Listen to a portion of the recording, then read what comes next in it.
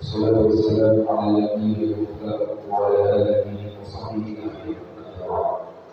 الحمد لله رب العالمين بشكرك يا الله سبحانه وتعالى atas kemurahan atas kemurahan nikmat sehat nikmat sifat sehingga kita bisa melaksanakan subuh berjamaah di masjid Al-Ghani.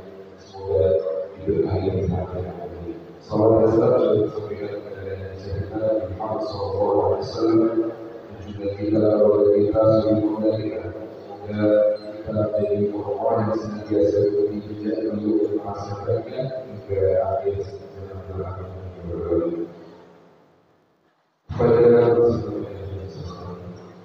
Pada ilmunya wal dan seluruh jemaah masjid bersama kalian pada 10 hari ini yang semoga Allah kita buka kajian ini dengan bahasa Arab.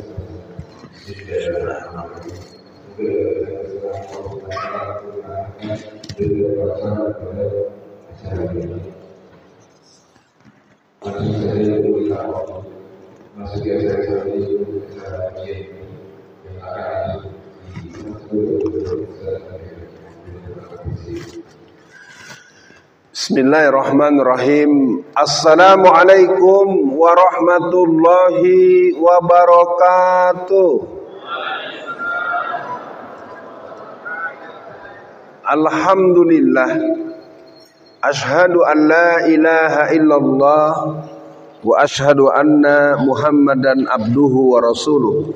Allahumma sholli ala Muhammad wa ala ali Muhammad. Ma'asyiral muslimin wal muslimat rahimakumullah. Pada kali ini kajian kita cukup perlu mendapatkan perhatian secara lahir dan batin. Sebagai orang yang telah menekuni gerakan PKI hampir 35 tahun. Peran saya dalam berdakwah ini memasuki tahun ke-40. Sedikit lagi hitungan minggu atau hitungan bulan saya sudah 40 tahun. Dan selama 35 tahun saya hanya ingin menanyakan dan menyatakan sekaligus curahan hati. Kita sepertinya memang membiarkan anak harimau menjadi besar. Kita membiarkan anak iblis menjadi besar. Kita membiarkan para penyebar penyakit ideologi semakin merajalela.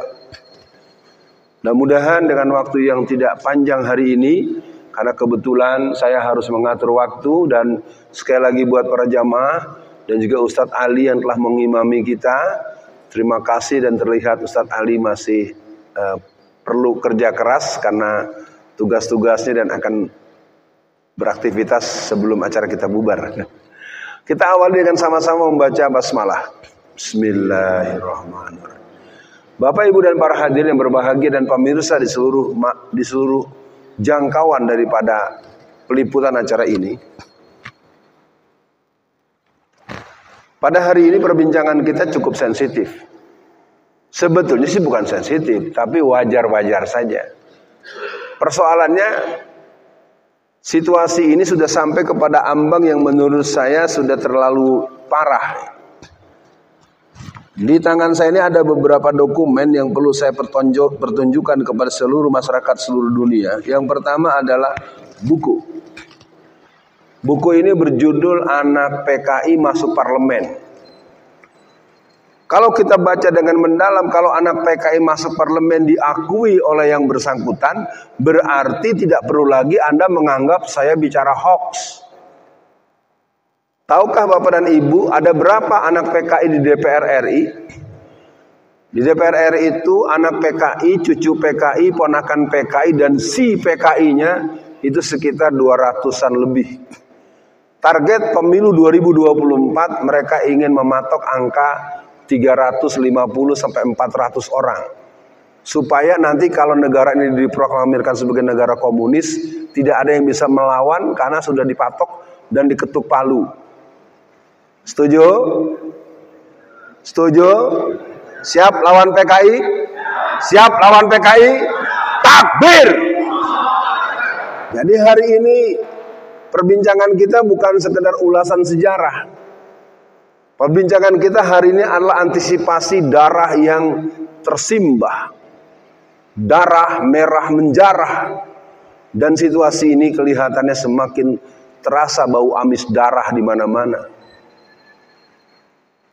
Peristiwa Rempang dengan 16 kampung tua kelihatannya tidak akan bisa dipertahankan. Karena sang pemilik modal telah mengultimatum tanggal 28 September 2023 semua itu harus selesai. Kita lihat saja mana yang lebih kuat, para pejuang atau para pengkhianat. Situasi ini sesungguhnya perlu pembicaraan yang lebih tenang, lebih lengkap. Tapi saya amati umat Islam yang mayoritas kelihatannya sudah sampai pada titik-titik. Emangnya gue pikirin bukan urusan saya. Nah untuk itu ini adalah satu. Saya ajak Bapak Ibu berpikir kenapa belum saya turunkan buku ini. Buku ini adalah buku kedua yang diterbitkan bulan September tahun 2005. Buku pertamanya berjudul Aku Bangga Jadi Anak PKI.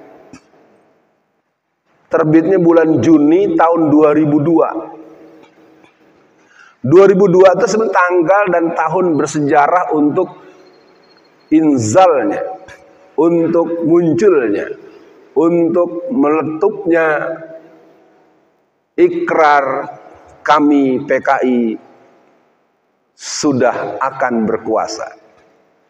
2002, 2014 kami sudah berkuasa. Kamu mau apa? Ya, 2022 keluar Kepres nomor 17. Isinya kalian harus minta maaf pada PKI. 2023 keluar Impres permohonan maaf didukung dengan 19 instansi untuk memberikan kemudahan, privilege, pelayanan VIP untuk kelompok PKI dan anak cucunya. 2023 keluar Kepres nomor 4 yang menyatakan bahwa permohonan maaf dan pengakomodasian baik urusan pendidikan, kesehatan, dan kemudahan-kemudahan public service mengalami pengontrolan. Jadi ada Kepres nomor 17 yang berisi adalah penyelesaian non-yudisial yang berarti permohonan maaf kepada PKI oleh negara, mengerikan.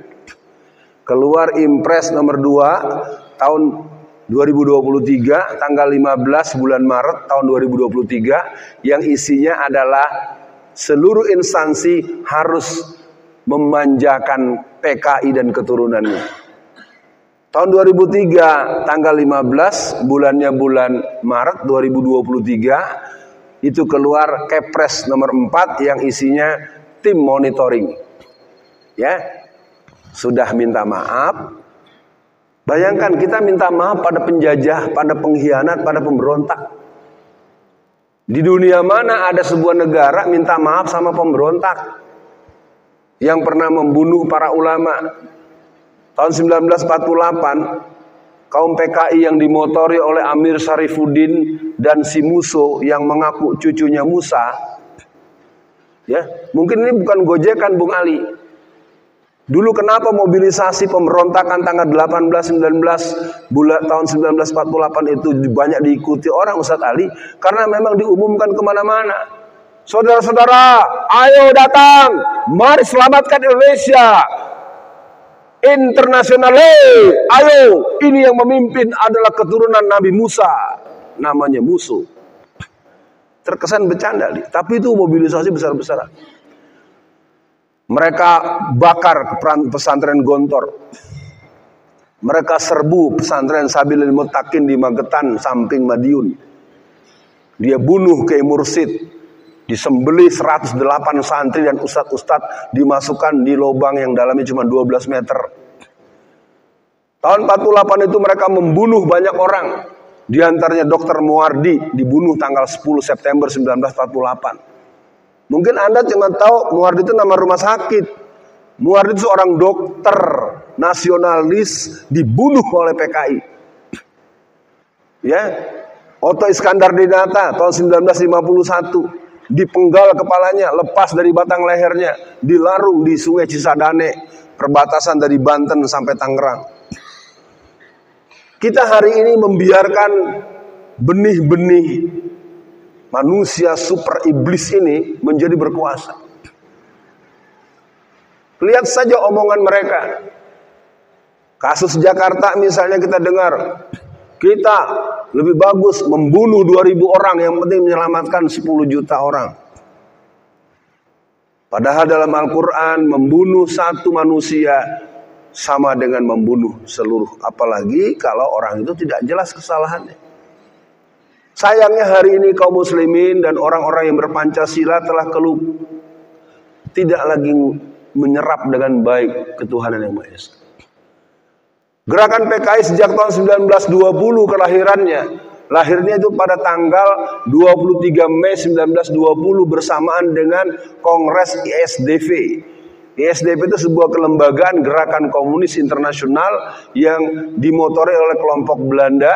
Di sana ada HJMF Snevlet, ada Brenkers, ada Bars, dan sederet nama-nama orang-orang Belanda yang merupakan kaum yang membawa faham komunisme ke Indonesia pada tahun 1913. Mereka mulai memproklamirkan, dan saya sering orang memaksakan bilang PKI itu berdiri tahun 1914. Tidak, PKI berdiri pada tanggal 23 bulan Mei 1920. Nah, baiklah, saya akan coba memulai dengan kerangkanya supaya waktu kita cukup, nanti dialog kita pun bisa membuat kita lebih luas. Judul pembahasan kita adalah Sejarah Kelam dan Kejam Komunisme. Catatan gerakan PKI 1920 sampai 2023. Pertama, mari kita tengok apa dasar gerakan komunisme. Dasar gerakan komunisme ini adalah sebuah dokumen yang ditulis oleh orang yang bernama Karl Marx. Karl Marx yang kerjanya hanya menulis, membaca, dan beraktivitas yang sifatnya manusiawi, baik secara biologis maupun hal-hal yang pribadi. Karl Marx ini seorang yang meletakkan dasar yang sebetulnya dia adalah salah satu anak panah dari Zionis internasional. Jadi benihnya tetap akan kita tarik kepada Al-Quran. Walan tarda ankal yahudu walan nasara hatta tatabi'a millatahum. Surat Al-Baqarah ayat 120 menegaskan bahwa sesungguhnya orang-orang Yahudi dan orang-orang Kristen dia tidak suka kepada kamu sebelum kamu ikut maunya mereka. Jadi Zionisme ini melahirkan kelompok kanan materialistik namanya kelompok kapitalis liberalis. Mereka juga melahirkan kelompok kiri yang juga ternyata pura-pura miskin tapi perampok, namanya komunis. Persis seperti beberapa oknum-oknum yang sedang mengurus negara ini. Jadi yang pertama, Karl Marx ini kenapa begitu produktif? Karena dia hidupnya hanya baca, mikir, nulis. Baca, mikir, nulis. Kehidupannya di backup oleh Engels. Engels ini seorang pengusaha kaya yang segala kebutuhan si Marx itu di backup. Kata kuncinya apa? Sebuah urusan kalau diurus dengan orang yang fokus dan bekerja 24 jam, maka jelas kalau kata Ustadz Ali, man jadda wa jadda. Jadi komunisme PKI ini sekarang sudah tidak perlu berontak lagi. Karena mereka sudah jadi oknum-oknum pejabat pucuk di eksekutif. Itu baru yang saya bilang di DPR RI. Bagaimana di DPRD se-Indonesia? Bagaimana dengan yang namanya LKI? Nanti kalau Pak jamaah mau paham ya tanya. Kalau nggak ditanya, saya nggak mau memberikan kuliah ini menjadi kuliah 50 SKS. Saya nggak mau. Nah, yang kedua, gerakan komunis ini menjadi meletup ketika ada revolusi Bolshevik. Di mana? Di Rusia.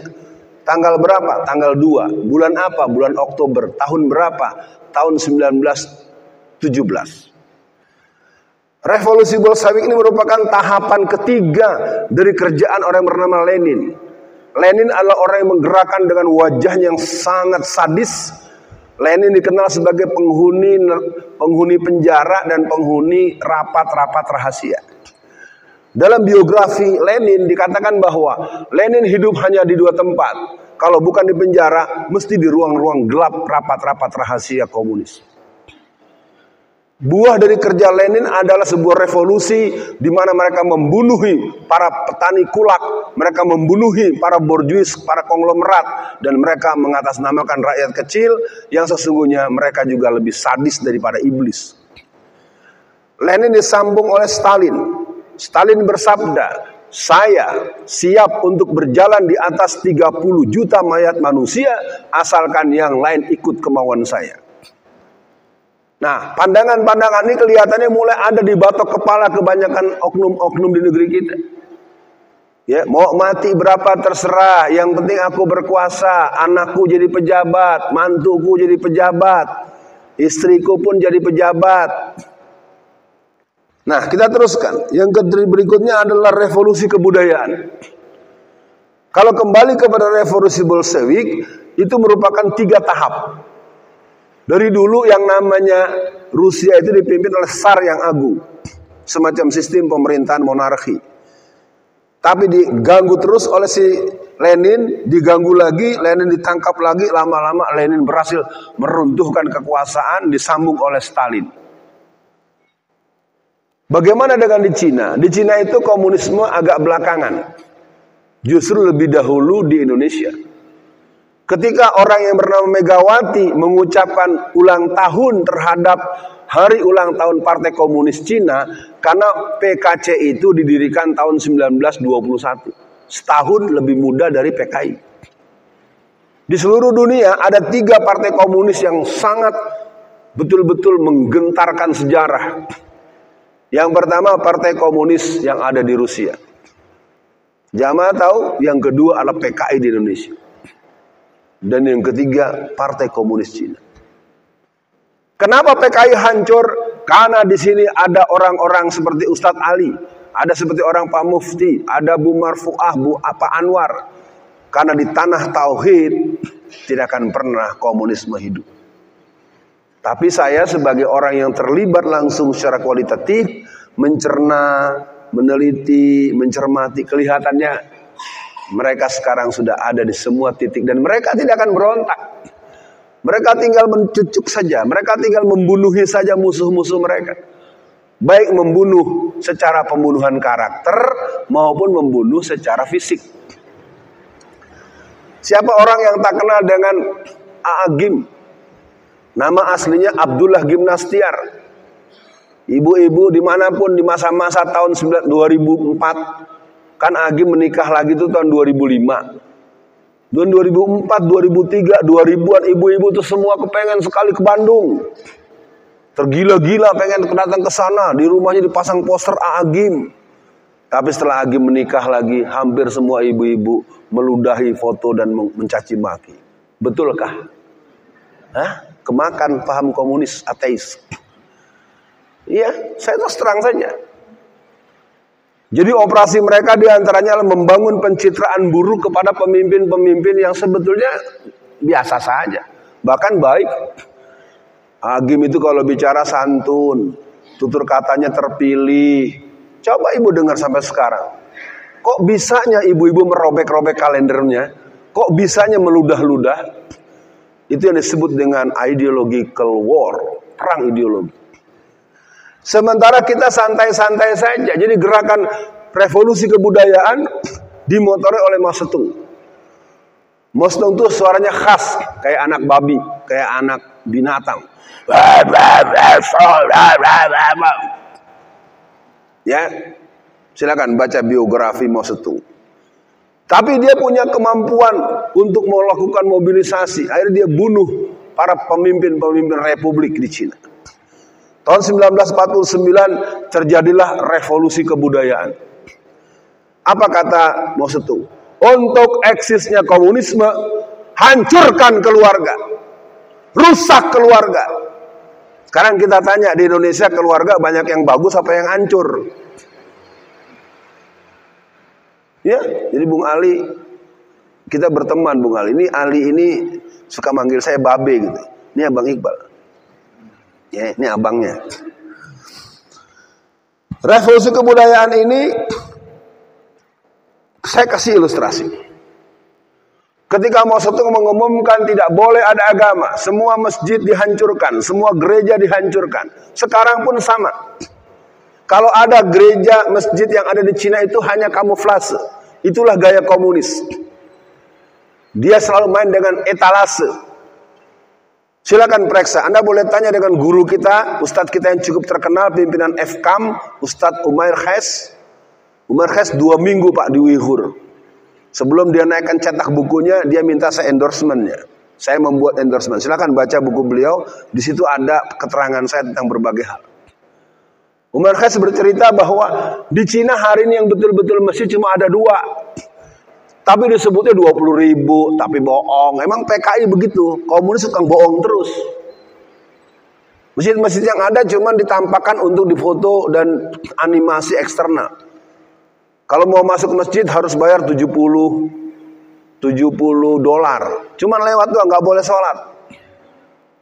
Sayangnya berita ini menjadi hal yang mentah ketika ratusan ulama-ulama kita, ratusan tokoh-tokoh kita diajak rihlatul Cina. Ya, saya ingat itu kan diundang itu sekitar tahun 2016-2017. Alhamdulillah Allah memberikan saya keberanian mengatakan tidak. Ya. Yang langsung mengajak saya namanya Jenderal Polisi Tito Karnavian. Bertemu langsung dengan saya, bicara 4 mata. Ustadz Alfian, yuk kita ke Cina. Sesungguhnya komunisme itu tidak ateis. Jadi peliputan ini, video ini sebagai bentuk konfirmasi. Karena saya dengar beliau kemana-mana suka nyebut-nyebut saya bahwa saya ngikutin maunya dia. Enggak lah. Saya ini gini-gini kan dosen, ngerti saya dasar. Yang namanya komunisme adalah sebuah paham yang berakar dengan antroposentrisme.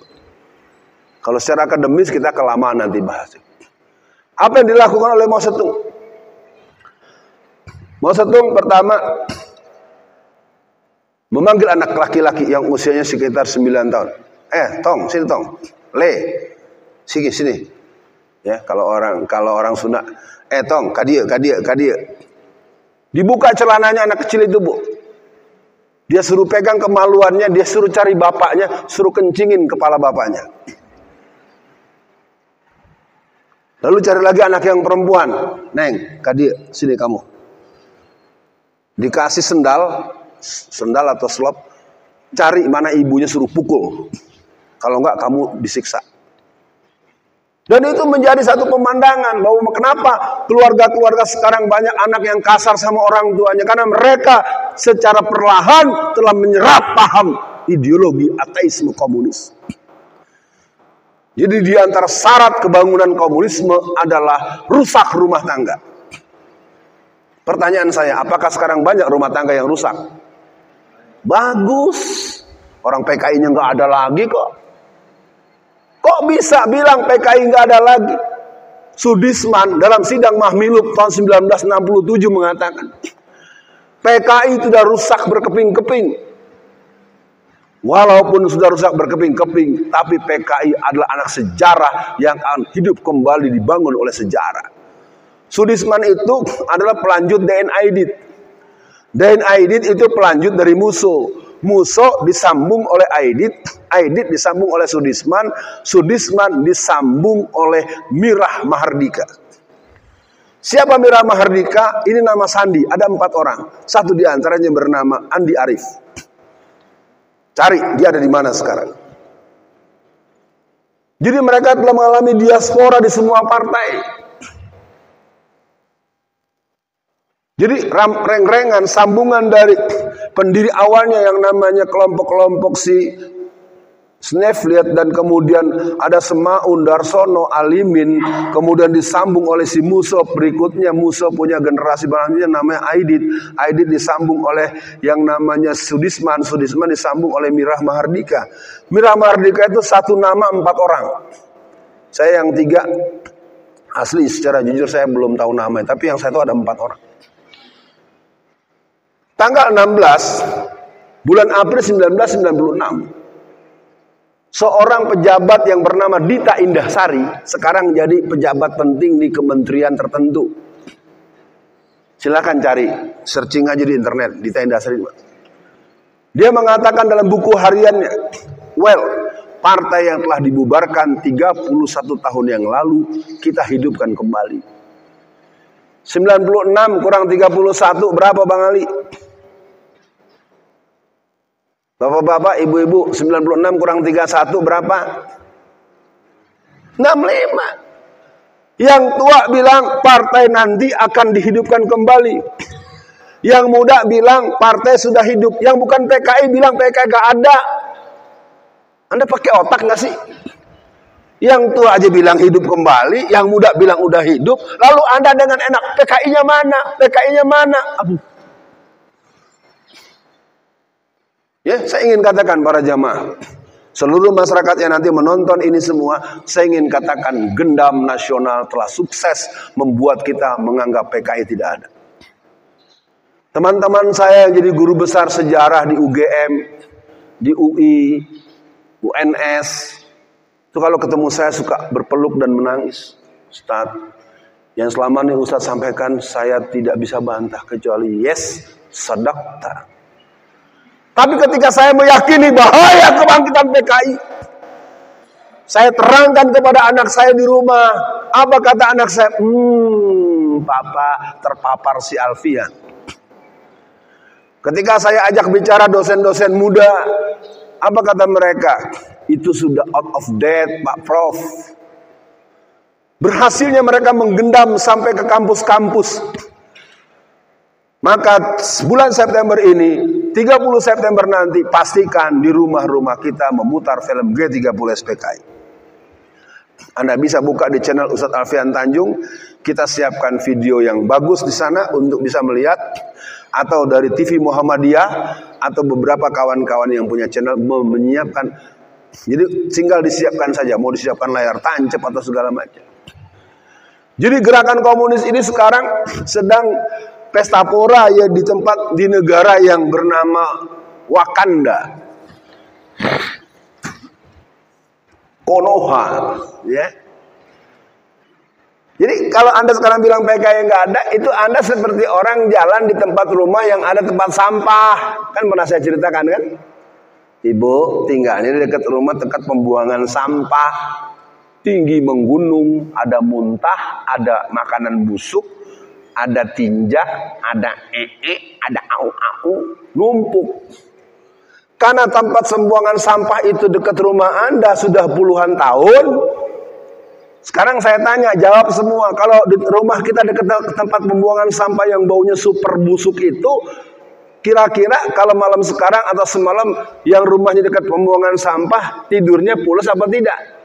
Bola, sudah 20 tahun. Ayo jujur, kenapa ibu gak usir itu? Kenapa nggak dibuang itu? Jangan bilang enggak. Yang tidak itu orang dari jauh. Ketika datang masih jauh aja kebauan. Itulah PKI hari ini. Sama dengan orang yang rumahnya dekat rel kereta api. Kalau orang dekat rel kereta api, kita main ke rumah dia, lo bermalam, pasti kita nggak bisa tidur. Tapi orang-orang yang rumah dekat rel kereta api, dia akan menjadikan laju kereta itu sebagai irama pengantar tidur. Ini kalau udah dikasih kias gini nggak ngerti juga, udah capek deh. Ya. Hari ini Cina dikawal oleh 90 juta pemuda pemegang kitab merah. Jadi jangan dikira Cina tidak komunis. Kalau ada tokoh terbuka mengatakan menentang komunis, maka mereka tidak akan pernah pulang ke rumah dalam 24 jam, kembali sudah jadi mayat. Di Cina itu di kader Bung Ali, ada 90 juta pemuda yang usia 17 sampai 25 tahun yang siap membunuh atau menusuk siapa yang bilang komunis itu adalah sebuah ajaran yang jelek. Dan sekarang komunis sudah dijadikan kebanggaan di mana-mana. Remaja yang menggunakan kaos palu arit dibilang itu tren remaja. Belum lagi nanti nyanyian dengan angkat tangan kiri. Angkatan bersenjata Republik Indonesia, bubarkan saja, tidak berguna. Itu lagu-lagu anak-anak PKI. Tapi yang kelompok Islam remajanya ikut juga. Dasar nggak ngerti sejarah. Kalau dibilang goblok, nggak bagus ngomong goblok. Nggak jadi dia ngomong goblok dah, nggak ngerti sejarah aja. Jadi generasi muda kita ini Ustadz Ali sering nggak tahu ikut-ikutan. Demo ngangkat tangan kiri itu ciri generasi kiri. Setelah itu sampai kepada aku PKI, aku bangga jadi anak PKI. Buku ini sudah tercetak sebanyak 20 juta eksemplar. Paling minimal 2 juta. Jutaan eksemplar. Sekarang sebuah buku tercetak sampai jutaan eksemplar. Kira-kira yang baca berapa orang?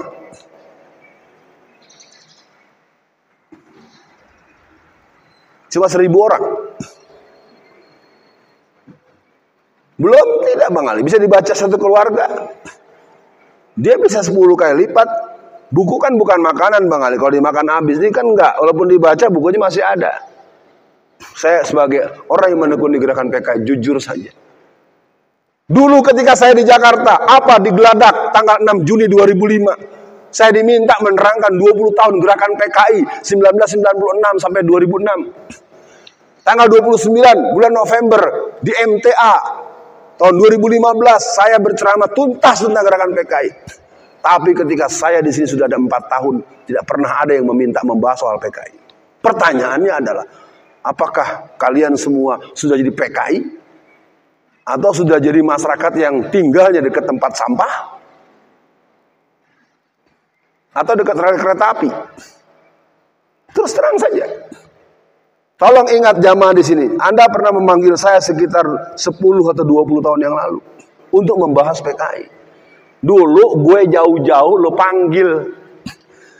Sekarang gue dekat dengan rumah lo, nggak ada tuh. Ini kalau temanya nggak kita buat secara spesifik, nggak pernah akan ada tema soal PKI. Ya, yang punya tempat juga lama-lama, aduh jangan di sini deh, Ustaz ngajinya. Ya kalau di sini nggak mungkin, karena ini kan sejarah perjuangan mengganyang PKI. Waktu kita harus dibatasi, supaya ada tanya jawab. Saya akan sampai kepada fenomena Korea Utara. Korea Utara adalah sebuah perjalanan 3 generasi komunis. Kim Jong-un, dia memiliki seorang istri yang sangat cantik. Tapi kecantikan itu adalah kecantikan yang diolah secara sedemikian ideologis. Calon istrinya diputus rantai dengan keluarganya. Harus ganti nama, ganti KTP, ganti kakak, tidak boleh ketemu bapaknya, tidak boleh ketemu ibunya, tidak boleh ketemu adiknya, tidak boleh ketemu dengan teman sekolahnya, putus semua. Silakan telusuri kehidupan Kim Jong-un. Komunis merupakan sebuah ideologi yang telah terbangun kuat dan sekarang kembali tumbuh subur di Indonesia. Mereka belum berani menyebut nama komunisme karena mereka baru jadi kecebong. Pernah dengar istilah kecebong? Kecebong itu adalah sebuah bentuk sebelum jadi katak. Kenapa cebong dialamatkan pada mereka? Karena mereka sedang terus bermetamorfosis menjadi katak. Kalau sudah menjadi katak, Anda pahami watak dan kelakuannya. Kita sampai keganasan gerakan komunis di dunia. Dalam sebuah buku yang berjudul Filantropi Mendunia, karangan Dr. Taufik Ismail, tahun 2008. Sejak revolusi Bolshevik tahun 1917 sampai tahun 1991, telah dibunuh sebanyak 120 juta manusia. Bahkan dengan angka begitu, Pak Taufik Ismail itu menyebutkan per bulannya berapa, per pekannya berapa, per jamnya berapa, per detiknya berapa. Per detik itu dihitung sekitar 5 sampai 7 orang dibunuh dalam rentang 74 tahunan. Menurut Fatih Öcalan, seorang sosiolog dan ahli ilmu politik dari Turki, dia mengatakan bahwa yang dibunuh oleh orang-orang berpaham komunisme di seluruh dunia adalah 250 juta orang. Silakan secara ilmiah Anda telusuri referensinya, pelajari bukunya, baca. Nah, sekarang pertanyaannya adalah bagaimana gerakan PKI? PKI berdiri pada tanggal 23 Mei 1920. Pemberontakan pertama tahun 1926. Pemberontakan berikutnya tanggal 1 Januari 1927 di Sumatera Barat, di Silungkang. Mari kita pelajari. PKI berontak terus-menerus mau apa? PKI berontak bukan untuk memerdekakan Indonesia. PKI memberontak untuk menunjukkan eksistensi dan mengkoneksikan dengan Komintern. Apa itu Komintern? Komunisme internasional. Kita lihat kelakuan PKI. Ketika kita sedang sibuk menghadapi agresi Belanda yang kedua, pertama dan kedua, 47-48. Yang aslinya muncul Jenderal Sudirman, seorang pemuda Muhammadiyah. Tapi kemudian PKI berontak pada tanggal 18-19 September dipimpin oleh cucunya Nabi Musa tapi bohong. Nah, jadi para jamaah sekalian, pada hari ini saya ingin memberikan refresh historis bahwa gerakan PKI hari ini sudah sampai di ambang. Halo, selamat, kalian nggak peduli sama aku, besok tinggal aku bunuh-bunuhin. Masjid-masjid ditutup. Masjid Istiqlal 2 tahun berturut-turut tidak ada sholat Idul Fitri, Idul Adha. PKI mana yang engkau dustakan? Jadi kita sudah dianggap familiar dengan sikap-sikap ateis. Mereka berani mati demi ateisnya. Tapi kita sekarang kehilangan orang yang berani mati dengan surga yang dijanjikan Allah dan Rasulnya. Pemberontakan tahun 1945 di Cirebon. Tahun 1946 mereka menyerbu Kesultanan Langkat. Mereka bunuh semua keluarga sultan. Anak-anak mereka diperkosa, dibunuh, dibakar. Saya sebagai orang yang menekuni gerakan PKI, yang begini yang mau dibiarkan, yang begini dibilang tidak bangkit. Sekarang mereka hajar lagi Semenanjung Melayu. Siapa yang bermain? Lihat, ujung-ujungnya Cina lagi, komunis lagi. Nah, sekarang sampai kita kepada pemberontakan tahun 48. Pemberontakan tahun 48 itu dimotori oleh si Musso. Musso itu mulai menanamkan ideologinya tahun 1937. 26-28 dia gagal, dimarahi oleh rezim Belanda, dia lari ke Rusia, dia memperdalam sistem kepemerintahan komunisme saat itu. Tahun 48 dia gagal, dia berduet dengan Amir Sarifuddin. Amir Sarifuddin seorang muslim yang murtad jadi Protestan. Ya, jadi jangan pernah mendengar nama tanpa Anda mengerti. Karena Kongres para ulama tanggal 8 sampai 11 bulan September tahun 1957 di Palembang menegaskan barang siapa orang yang meyakini faham komunisme dengan keyakinan yang penuh dan sadar, maka batallah syahadatnya. Tidak boleh menikahkan anak dengan orang yang mengatakan isyhadu bi ananal PKI. Ya, Bapak tanya dulu kalau nanti punya calon mantu, tanya calon ini, kamu bagaimana pendapat kamu tentang PKI? Oh bagus Pak, udah jangan jadi. Berarti anak ibu nanti kalau nikah berzina itu. Bukan kata saya, itu pertemuannya di Palembang. Tanggal 8 sampai 11 tahun 1957 dihadiri oleh 907 ulama dari Aceh sampai Ternate. Bukan tukang cendol. Makanya saya terheran-heran kok sampai sekarang MUI tidak melakukan update fatwa. Saya nggak tahu lagi di bagian mana tuh ada PKI-nya. Jadi kalau sebuah produk untuk menegaskan sebuah yang pernah berbahaya buat negara tidak pernah dikeluarkan lagi, berarti di sana ada anasir mereka. Dan karena kita tidak punya pengetahuan, ya diduga saja dengan kuat.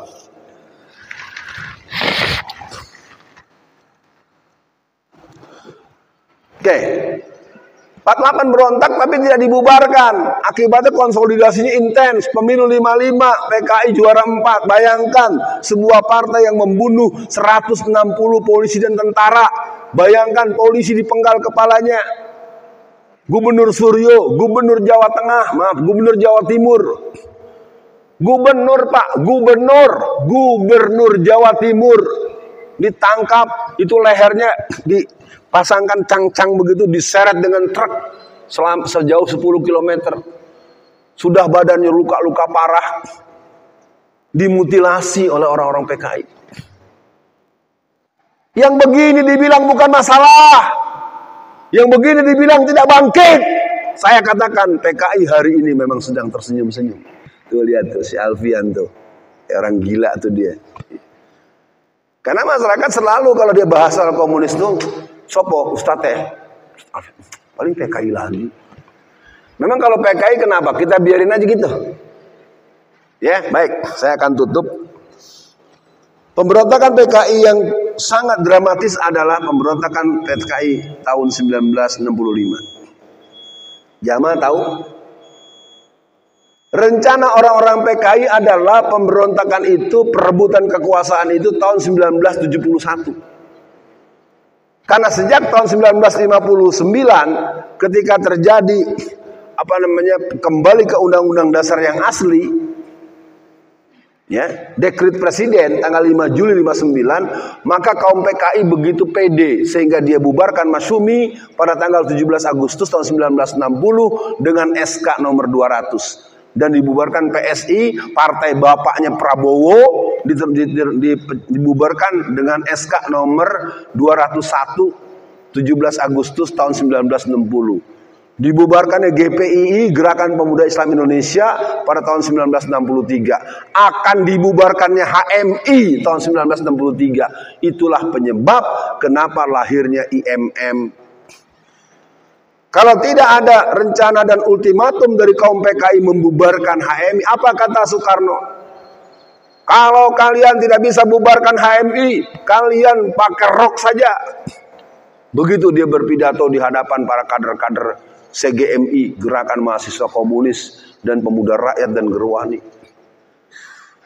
Jadi hari ini kelompok PKI itu sudah ada di sekitar kita. Sudah berkuasa, mereka meremehkan Allah dan Rasulnya, mereka nistakan para ulama kita. Nah, kudeta tahun 1971 dipercepat. Ya, dipercepat menjadi tahun 1965, ya. Nah, jadi ini menjadi perhatian buat kita. Terakhir sebagai penutup, terjadi kudeta konstitusi 2002 sampai 2014. De facto negeri ini sudah negeri berhaluan komunisme. Sedang menunggu ketentuan hukum yang berkekuatan tetap. Apa diantaranya? Undang-undang BPIP. Dulu undang-undang HIP banyak diuyah-uyah orang, kemudian dikeluarkan undang-undang BPIP yang kelihatannya diam-diam nanti akan disahkan. Kalau itu yang terjadi, maka negara kita sudah diakui oleh Cina sebagai anak yang baik, anak yang penurut. Mari kita biarkan negara kita berhaluan komunis. Setuju? Kalau tidak, udah ngapain aja kita? Ya, segitu dulu para pemirsa. Mudah-mudahan ini ada mic-nya, bisa diatur nanti antara Mas Mufti atau Mas Thoyib bisa bantu nganterin. Bapak-bapak, siapa? Di belakang satu. Sebelah sini ada ibu-ibu, siapa? Di belakang sana satu. Kasih ke belakang sana. Pak Mufti sana, Pak Mufti. Di belakang sana, Pak. Di belakang ya.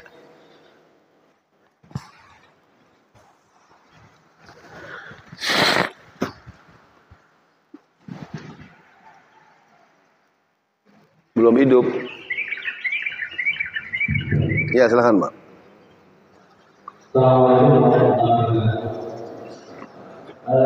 Salah. Begitu terjadinya komunis yang ada di Indonesia. Kemudian target yang akan diharapkan untuk berguna. Ini mungkin bisa tercapai kalau kita tidak tahu siapa yang akan duduk di sana terlibat. Mungkin saat tahun 2019 pemilihan itu kita tidak tahu siapa yang terjadi. Maka di saya ada 200 lebih orang-orang yang berlahan umur. Oleh sebab itu, kalau kita hanya mengetahui sejarah begitu kejalannya dan nantinya akan berkelas lagi, itu mungkin bisa terjadi. Kalau kita tidak tahu siapa yang harus kita ketahui, itulah orang-orang PKI. Mohon ini saya sendiri ini berpengalaman butuh ini. Siapa yang akan bisa melakukan dari itu dari dalam provinsi maupun serta di dunia, karena yang sudah muncul adalah orang-orang yang bekas koruptor yang mencalonkan ada 52. Oleh sebab itu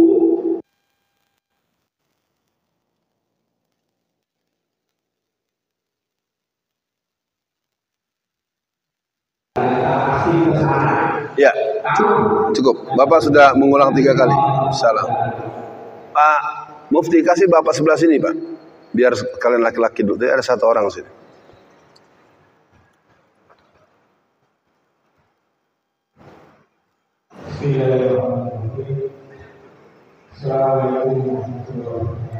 Salam.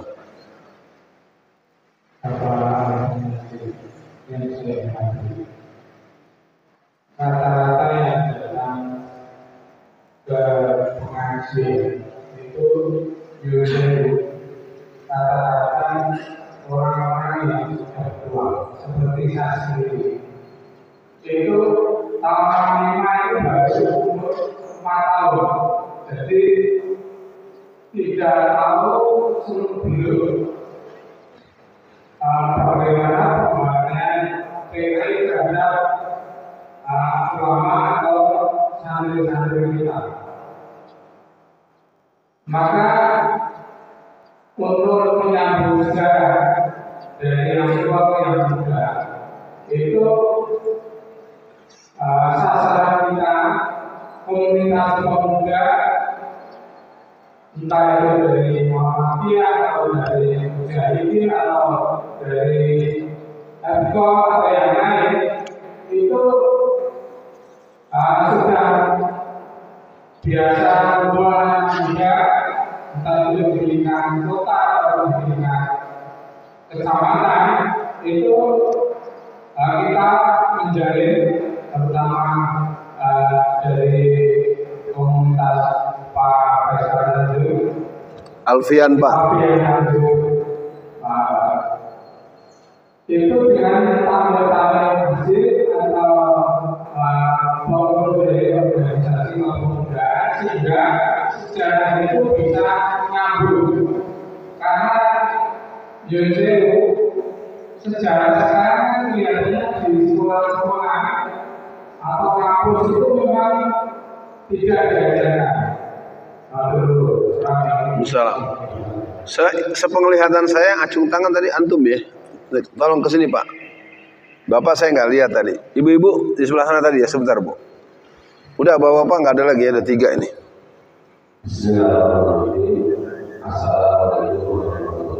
Salam.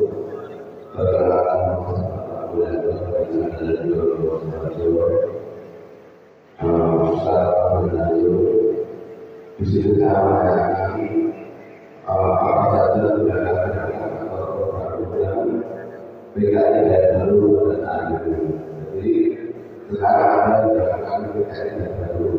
Kalau menjelaskan program PKI ada itu sudah tercapai dulu. Terima kasih. Ya, ibu-ibu, salah dikasih yang di belakang tuh, Pak.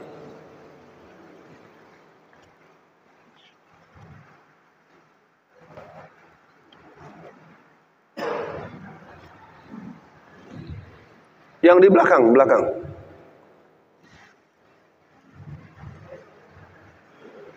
Ya, agak proaktif, Bu, biar waktunya cukup.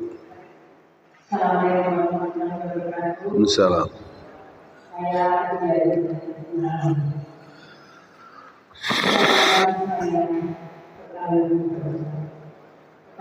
terima kasih memberikan sejarah dan sejarah tahun Apakah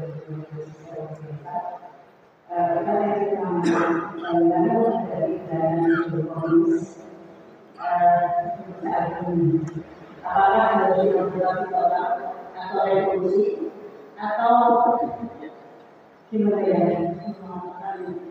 Ini sudah lama sekali saya menangis. Waktu saya hidup di desa dan juga di ofis sekretariat. Mudah-mudahan tapi itu ada sampai sekarang masih simpan dan coba itu yang pada polisi itu sudah ada saya belum tahu mudah-mudahan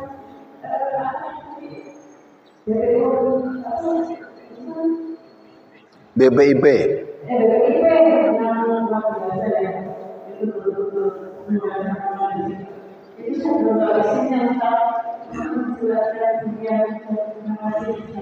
Salam. Ibu-ibu kalau masih ada dikasih kesempatan. Ada, karena tadi bapak-bapak sudah 3. Kita coba selesaikan salam. Salam. Ini hanya mengingat saya itu dalam beberapa gerak dari WSD karena saya yang melakukan tugasnya. Ini memang betul-betul kita sudah kembali waktu kita jalannya akan di sini sudah dari akan itu sudah mulai makan dengan nasi kering. Nah, di sini pada ibu-ibu ada workshop, ada KPK diberitahu. Jangan sampai kita balik. Itu adalah pengajar sekolah. Karena betul-betul sudah dilaksanakan di setiap malam. Orang ini sudah melaksanakan asli seperti waktu saya sudah makan asli juga waktu itu. Demikian ibu untuk memberikan pengertian bahwasanya ini jadi tidak aman saja. Dia dalam satu lagi supaya sama. Iya, ibu di depan. Tolong dikasih ibu yang di depan nih, kasih ke depan. Nah. Dibantu Bu. Nah, tolong bantu. Nah. Biar sama-sama pas ya, habis ini kita selesaikan. Waalaikumsalam.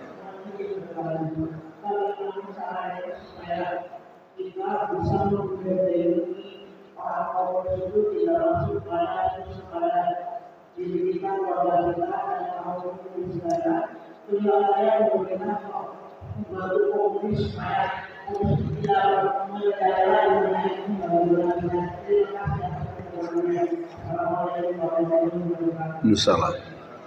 Bapak-bapak dan ibu-ibu, saya sering mengatakan di berbagai kesempatan, kalau ada orang bertanya itu hak dia bertanya. Tapi ketika dijawab, kewajiban kita untuk menyimak. Ada 6 respon daripada kajian kita hari ini. Saya akan awal dulu dengan Bapak Ibu semua.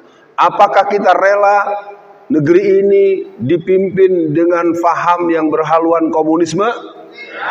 Siap ganyang PKI? Siap ganyang PKI? Siap ganyang PKI? Takbir! Takbir! Takbir! Pertama,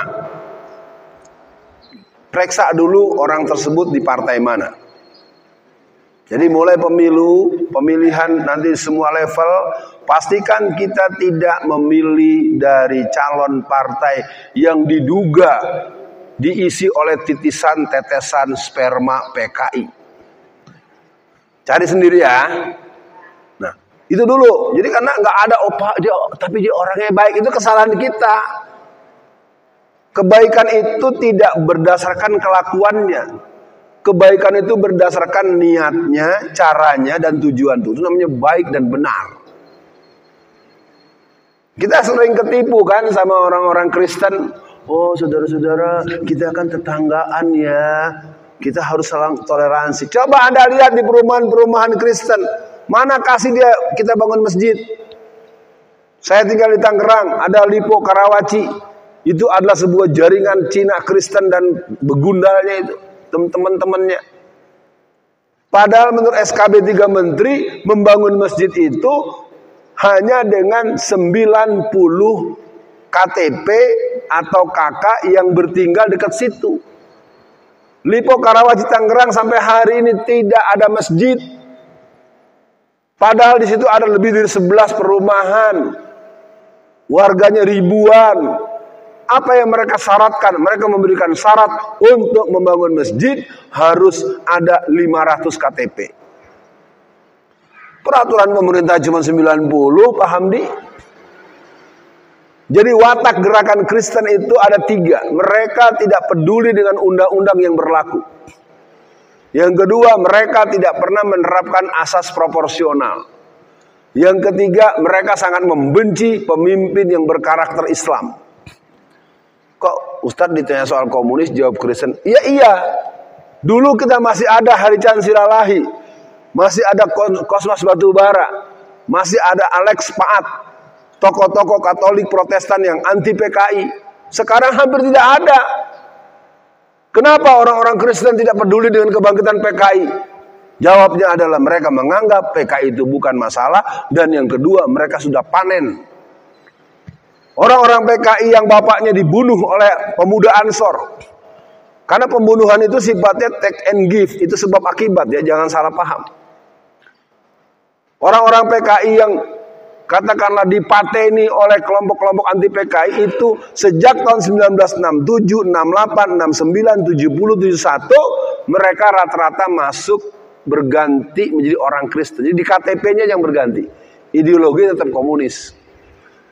Jadi kalau bapak-bapak ibu tahu kenapa di Indonesia sekarang penduduk muslim tingkat 87,21%, pada dulu waktu kita merdeka tahun 1945, penduduk muslim itu hampir 95 sampai 98%. Jadi di antara berkurangnya itu sekitar 7 juta orang-orang PKI yang di KTP-nya adalah Islam setelah peristiwa konflik yang horizontal yang sangat menimbulkan korban banyak itu.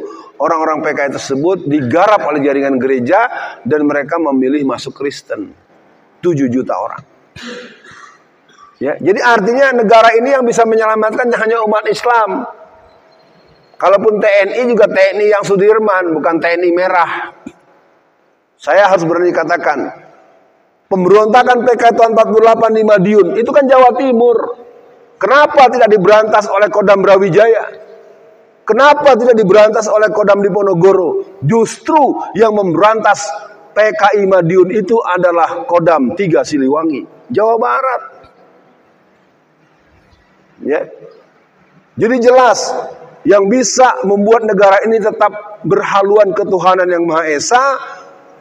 Nanti kalau sampai kita biarkan, kita bisa seperti Angola, bisa seperti Tibet. Sekarang siapa calegnya? Ya udah, yang pertama lihat dari partai mana. Pertama itu diblok dulu. So susahnya kalau kan dikasih duit banyak. Karena mereka untuk satu kota kabupaten itu alokasinya 400 miliar untuk memanjakan masyarakat. Anda nolak-nolak. Ntar istri Anda dikasih duit 20 juta suruh milih caleg itu, Anda kalah sama istri. Makanya kita harus ingat, inna sholati wa nusuki wa mahyaya wa mamati lillahi rabbil alamin. Tuhan kita siapa? Ternyata kan tidak. Yang ada keuangan yang maha kuasa. Tuhannya Allah tapi doanya enggak banyak dong. Duit. Ya, zikirnya duit terus. Clear ya? Yang kedua, kalau tadi ada pertanyaan bagaimana, saya ingin katakan Pak ya, Budiman Sujatmiko itu umurnya jauh di bawah saya. Di antara kelemahan kaum nasionalis, kaum agamis, kaum islamis, selalu menyoal umur. Umur itu tidak ada urusan, selama dia udah balik, selesai hukumnya. Saya juga tidak mengalami masa PKI. Terlalu sering di forum-forum kita itu, sampai itu gimana ya? Nih saya ini lawan PKI dulu. Kalau Bapak bisa lawan, kenapa dibiarin PKI-nya hidup? Ya, kalau ada di antara tuan-tuan yang merasa lebih tua dari saya, kenapa Anda biarkan PKI-nya hidup? Kan Anda lebih tua dari saya. Secara gojekan, kalau orang menguasai sebuah persoalan, dia tidak diurus dengan umurnya. Nanti saya akan bilang lagi gini. Di sini ada yang ustadz kan? Mana yang ustadz sini nih? Bapak ya? Pak Rinto. Pak